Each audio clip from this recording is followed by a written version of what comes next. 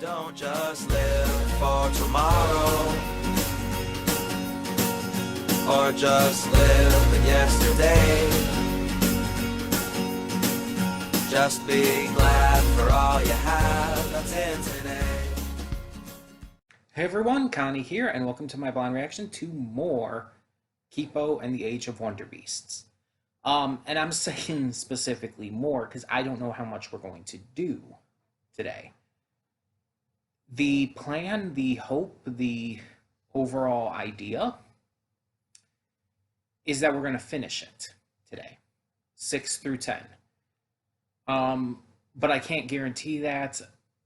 I don't know how I'll feel going through it all and whatnot, and we'll see. But the reason for this, you may be wondering, like, why are you doing, or are you planning on doing so many episodes just straight in a row like this? Well, the day you're watching this, not the day I'm recording, obviously, but the day you're watching this, the 12th, is the same day that we begin, or that, not we begin, but that season 2 of The Owl House comes out. And I want to get to that as quickly as possible. So if we do manage to get all of them done today, we'll be able to get to Owl House next week. It'll be a week late, but that's not a big deal. And honestly, for how I pre-record everything anyways and stuff, it actually would make the most sense to do it like that. Even though I would rather it not be a week late, but you know. Not really any way to do that unless I switch things around again in terms of scheduling. But I feel like this is the best way to handle this in terms of what days I'd want it to be on, because again, we just switched the donation rewards to Saturday and Sunday, so I think it works out the best. But yeah, I want to get back to that as quickly as possible. So I want to get this first season of Kipo done. And I've talked before about how I'm not a huge fan of marathoning through stuff, but I feel like sometimes I can make it work. I've done it before. It's just sometimes I can be more okay with it than with other stuff. And lately, honestly, within the past, I don't know, year or so, I've become a little more accustomed to it. Well, because of One Piece especially. I still am not a huge fan of it in comparison to a weekly release. But if I need to do it for whatever reason, I can. So we're going to try to do the rest of the remaining episodes of the season today. If not, we'll probably do at least most of them and finish up next week. So, yeah, from where we left off, we had the Neutron Wolves. Kipo saw a message through the telescope from her father, presumably. And Scarlemagne was mentioned again. That was a big thing. Jamak was freed from the Neutron Wolves. But otherwise, it was mostly just episodic stuff. Those were the big things that happened that are progressing the main story. So I'm very interested to see where this second half of the season goes, because it's 10 episodes long. I'm definitely excited to see where it goes. And it does kind of suck, admittedly, the idea that we're probably going to be ending it today. Just because we haven't been reacting to it that long. But there are 2 more seasons, and I can basically say at this point, like halfway through the season, we're going to be getting to those. Those will remain on the list for the future, so once we get an opening in the donation wards again, one of those slots, we'll put it in. So yeah, it will be coming back. It's just for the moment, we'll be finishing off the first season. So yeah, there's a lot of questions I still have going forward as well. like what the deal with Kipo's eyes were, why she has purple skin when no one else seems to, including her father. Just questions like that. Um, but also, who is this Scarlemagne?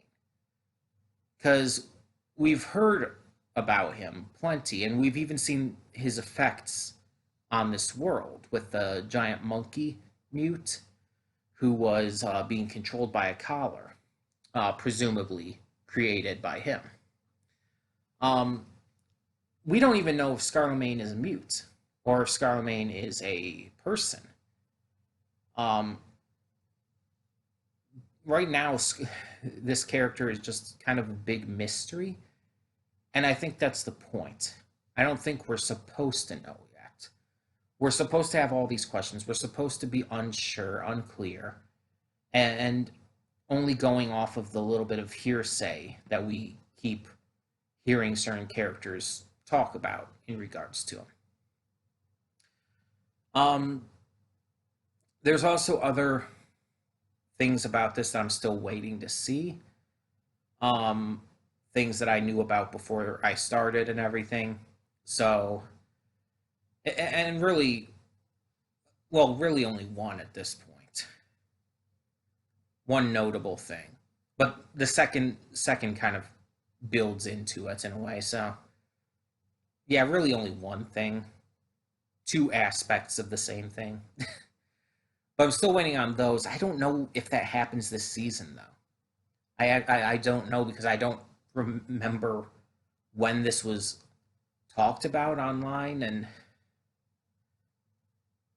I don't remember, like, I don't know how the release schedule for this series was, because I know Netflix can release shows pretty damn quickly, too damn quickly, honestly. So we'll have to see. In the meantime, we'll just get these started, hope for the best, and hopefully get through all of them. Again, if not, we'll get to the rest next week, and take it from there. But let's get going. So when the screen fades to black, pause this redirect and go to the description below. Follow the link to the reaction, and after you watch it, come back here to the redirect and resume play. Because after it fades to black, then fades back in, everything from that point forward will be my afterthoughts and will contain spoilers to the episodes. So, that being said, thank you so much for tuning in, and I will see you at the reaction. And we are back, and we'll begin with spoilers in 3, 2, 1, now. So, why did I choose to end it only at episode 8 instead of going all the way 2 more episodes? There's a couple reasons.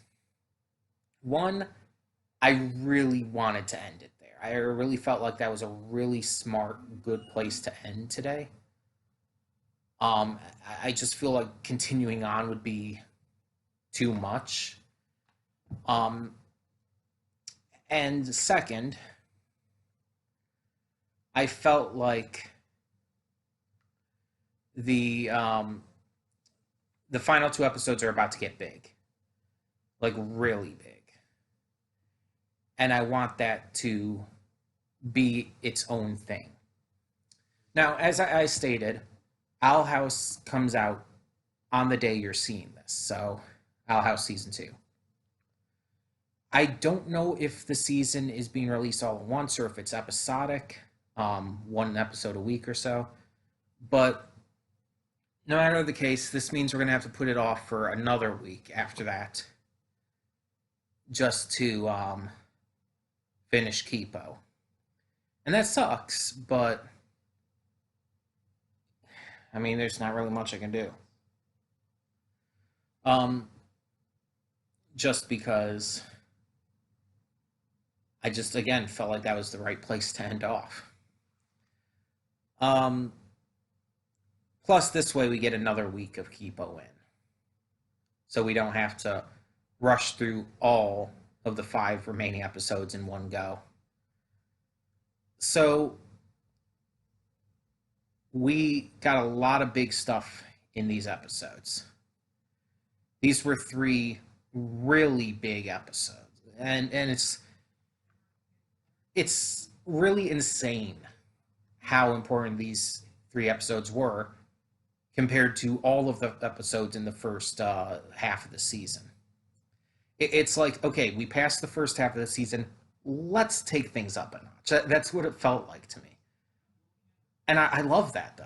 Like, the first half of the season was set up for everything to come after. So, our first episode here was Ratland. Looking at the message left by Kipo's father, she thinks of a few different meanings for it, but can't really completely solve it. So they're trying to figure it out when it's revealed that it's Kipo's birthday. Not knowing Wolf's birthday and her not knowing herself, the two, Kipo decides to have a dual birthday for the both of them. And so they split up the group to search for presents for each other. Kipo looking for a present for Wolf alongside Benson, while Wolf goes with Mondu and Dave to find a present for Kipo. And Wolf's little part of the journey is fun and cute and everything, and it's actually kind of cool seeing her get excited over the jacket and everything. But the big thing from that comes from when she finds the letter at a garage called Parts Etc. But because the lights are out on some of them, it looks like it says Parsec, which is what the number that Kipo's father left represented. So it's like, I caught that. I caught that. But she finds the letter, which has info about a second clover burrow, as well as a map to get there, or at least to help get there.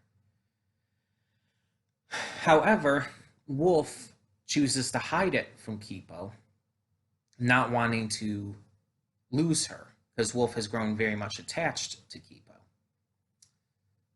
Meanwhile, Kipo and Benson head to Ratland, an amusement park run by rats, and they have fun. It culminates in this big Ferris wheel ride where the big scene happens. This is a scene I had seen prior to watching this show because it was everywhere online. Like, Twitter lost their collective minds over it, like, almost as much as the Adora Catra kiss in She-Ra. Not just Benson being gay, but blatantly saying those words, "I'm gay," in the series. It's a huge win for inclusiveness, a huge moment. And it was well handled. It was very just simple, to the point, and it wasn't made a big deal out of.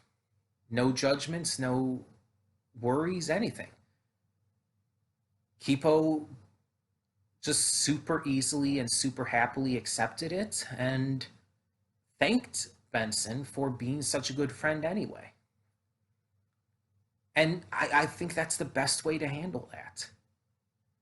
She wasn't even really that upset finding out about that, because she had a little bit of a crush on him and she admitted it to him and everything. But no, once she found out, she's just like, oh, okay. And she's like, she just accepts it. She thanks him anyways, and they remain very good friends.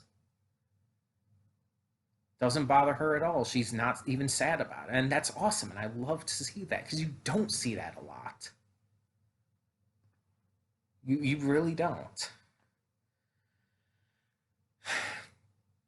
But this is also the episode we meet Scarlemagne. Scarlemagne is a mandrill. A mandrill mute who is enslaving humans. He controls them with his pheromones. As primates, like humans and monkeys and stuff, are the only creatures that his pheromones work on. He controls them and uses them as slaves to enact his plans. And he attacks. Not caring that it's considered neutral, safe ground, he sends his minions out to attack and try to capture Kipo and I guess Benson as well. But they manage to escape with help from the rats, who are just a joy. Like, they are seriously so likable. And I've got to say, not what I expected Scarlemagne to be like. But I like that. I like that he surprised me. And he's still intimidating. He is still threatening. He may not be as serious of a villain, but he's still threatening and intimidating, and I still like him so far. The second episode we get, though, is Mulholland. So, while continuing to explore and everything, and continuing to do their best to find their way, they end up meeting this grouping of tardigrades called Tad Mulholland. It's basically, it's a mute created from basically this swarm of tardigrades that all, like, basically they have a hive mind situation going on, but to an extreme degree. They're basically one being throughout multiple bodies. And their goal is to absorb Kipo and her friends into them by giving them dreams. And by staying in those dreams, they are eventually absorbed into Mulholland. And the dreams vary. Wolf's dream is like this power fantasy. Benson and Dave share a dream, which is basically just being loved and respected. And Kipo's is the dream we obviously have to talk about. So, reeling over the fact that she's been just worried about everything going on with her family and all, and then now she's having some body hair issues. And even with what happened with Wolf, revealing that she had hidden the note and everything, Kipo, her mind, she needs a safety net. And she gets it with this dream, when in it, her mother returns to her. Her mother, who, when Kipo was young, was said to have died of an illness. However, in the dream, Kipo is convinced that her mother was actually taken away. And we don't know the actual truth necessarily. Because Kipo was apparently told that her mother died of an illness. But now she believes that there's a possibility she was taken away. And that's the thing. Everything in this dream is basically just Kipo's inner beliefs. Her mother tells her that she's part mute, and that because of it, Kipo is as well. And that is why she can, do what she does, those powers and everything. But this is just Kipo's view of it. We don't know if this is actually the truth or not. This is what Kipo believes the truth to be. But through this dream, we get to see Kipo and her mom interacting, and it's really lovely, but really sad. Just knowing that this is a dream and knowing that Kipo's going to have to wake up from it and see the truth, which she does, tearfully, it's really sad. And so, thanks to Wolf waking out of her dream first and eventually helping the others do so, they turn Mulholland around and are able to continue on. And then there's the third episode, Twin Beaks. So while continuing to search for the next clue, they find a lunchbox that has the same symbol on it. And they, in trying to get it, end up falling into this underground trash society in which lives a bunch of raccoons obsessed with working out. And I've seen raccoons portrayed in various animations and whatnot throughout the years in various ways. Some of them nefarious, some of them more friendly and whatnot. I have never seen them as cute as they are in this one, though. Like, seriously, they are just legitimately freaking adorable. And the thing is, raccoons in real life are pretty freaking cute. So it's like, I can dig that. But seriously, like, some of their faces and everything, like the one, I think, God, trying to remember their names. Oh, cool, I actually have the cast list still up. Carton, I believe, is the one with the bright blue eyes. Like, oh my gosh, that is so pretty. It works so well, and they stand out so well with the rest of the colors and everything. It's just I really like that. But we have this society of raccoons, and unlike some mute societies, they're friendly.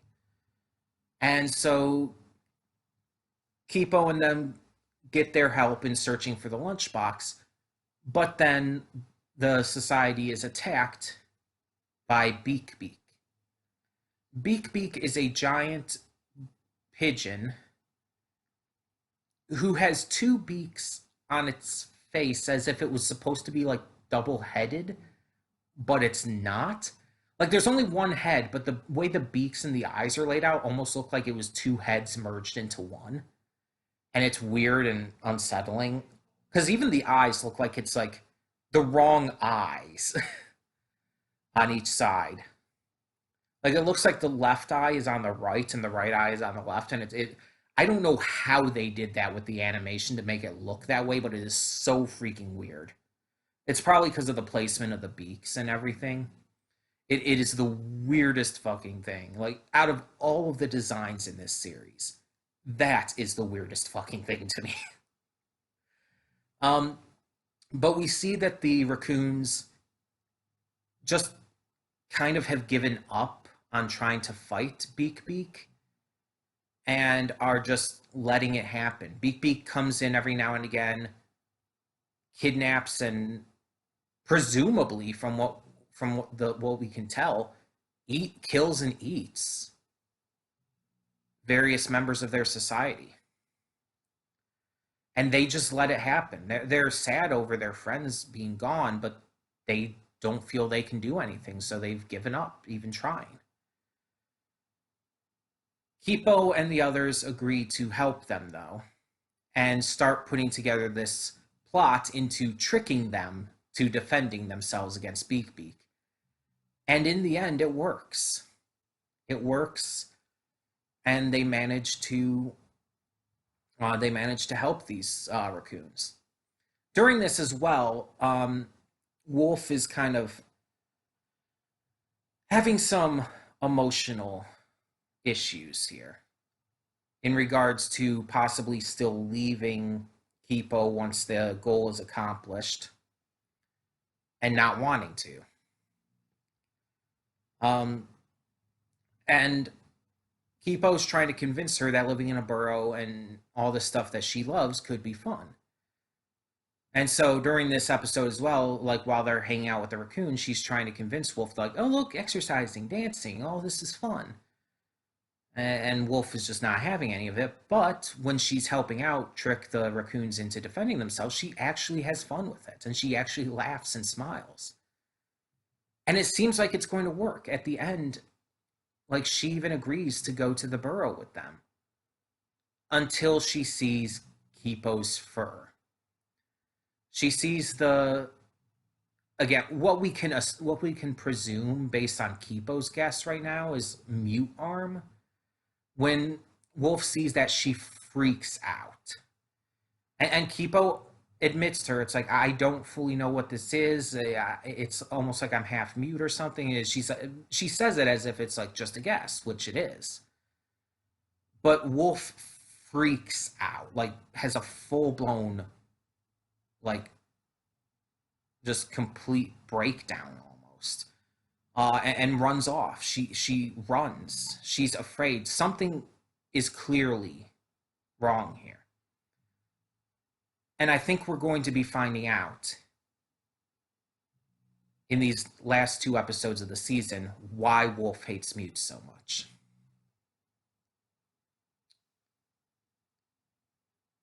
And I'm very interested to learn why.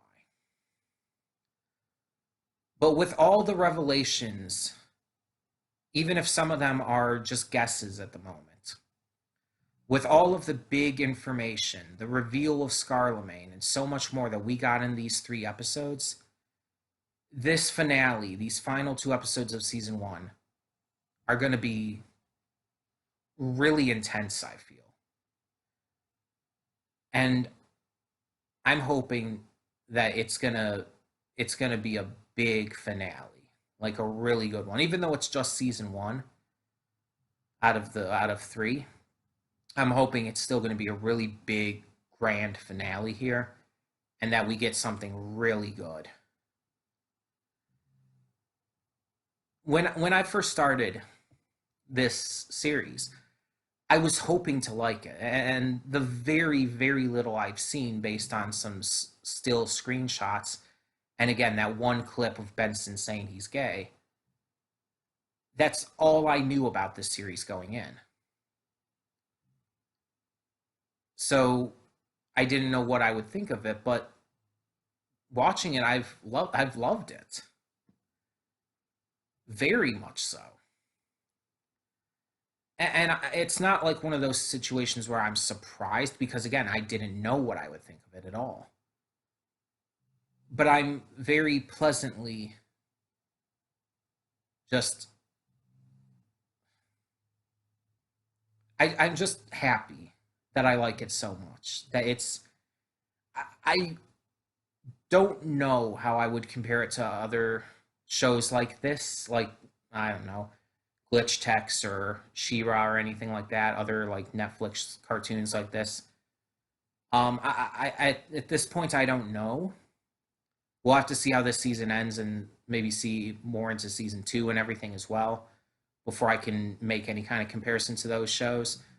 Um, but I'm really enjoying it. I really love the characters. I love the concepts, the the messages, even like even messages that aren't explicitly said but are very much apparent throughout this series. One of which being just acceptance and accepting people no matter who they are, where they're from, all that kind of stuff. It's like that's very apparent here, especially right now with what's going on with Wolf and Kipo and all. So that's a very big theme here, and it's always a great theme, and that's in other shows too. That's in She-Ra for sure. um, and to a degree in Glitch Text, even you could see little bits of that message. But I really like what they're doing with it here, and I like what they're doing with all these characters who we get to meet throughout this journey. And I like the way that they're taking their time in revealing information and all. I think they're just doing a fantastic job. I can't wait to see where this goes too. 2 more episodes. We'll get to those next week. But in the meantime, tell me in the comments below what you thought of these 3 episodes of Kipo and the Age of Wonderbeasts. And as always, no spoilers. I don't want to know anything going forward, because at this point I'm pretty much entirely blind to this series. So no spoilers. Thank you all so much for tuning in, and for now, I'm Connie and I'm signing off. See y'all next time.